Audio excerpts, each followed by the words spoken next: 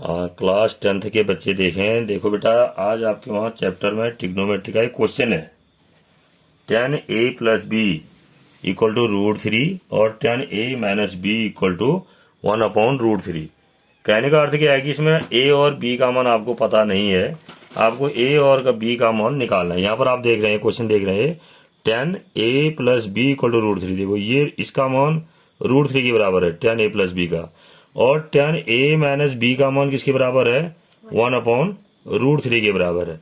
हमें निकालना क्या है, a और b का मान कितना होगा, मतलब a और b का मान कितना होगा। तो और उसमें एक चीज और दे रखी, ध्यान दिया आपने, 0 degree is less than a plus b is less than और इक्वल टू 90 डिग्री।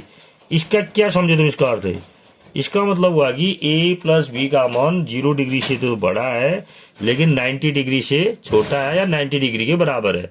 कहने का अर्थ क्या है कि a प्लस बी का मान 0 डिग्री से बड़ा, 90 डिग्री और 90 डिग्री से छोटा है।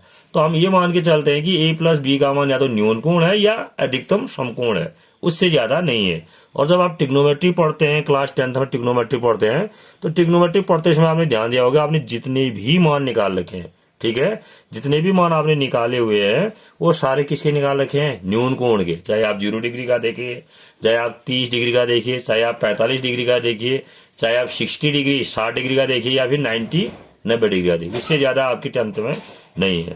और ये दूसरा, ये क्या कह रहा है, a is greater than b भी कह रहा है, a का मान b से बड़ा है।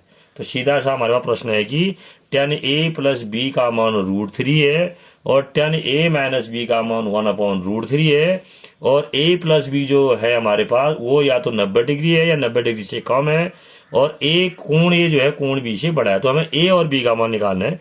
तो इसके लिए सीधा सीधा है हमारे पास, हम इतना जानते हैं बेटा, हमने आपको बता रखा है कि √3 जो है 10 में, क्योंकि 10 में क्यों लेगी, क्योंकि सारी कहानी 10 में दे रखी है।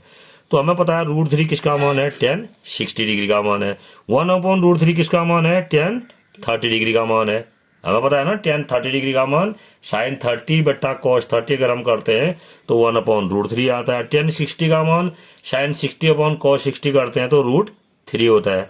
तो इसका मतलब हमें क्या दिया है, tan a plus B equal to √3 दे रखा है, और हमें पता है कि tan 60 डिग्री का मान √3 होता है। तो इसका मतलब a प्लस बी का मान क्या है?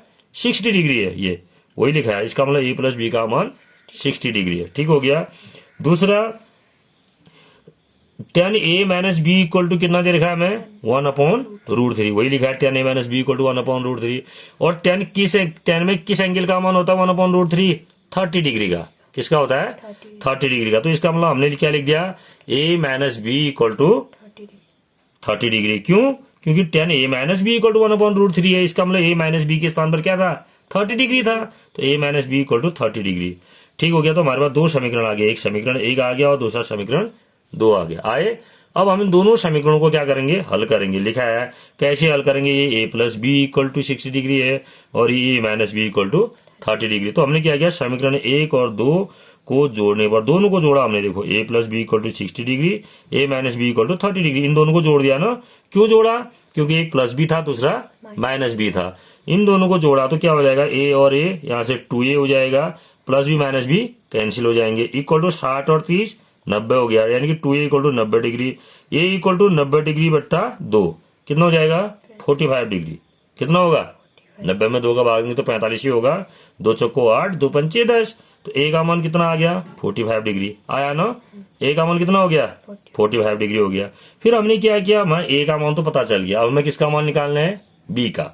तो हमने b को निकालने के लिए क्या किया, इस a का मान समीकरण 1 में रख दिया। देखो यहाँ ये है समीकरण 1, तो वही लिखा है a का मान समीकरण 1 में रखने पर क्या है समीकरण 1, a plus B equal to 90 degree है, 60 डिग्री, सॉरी कितना है?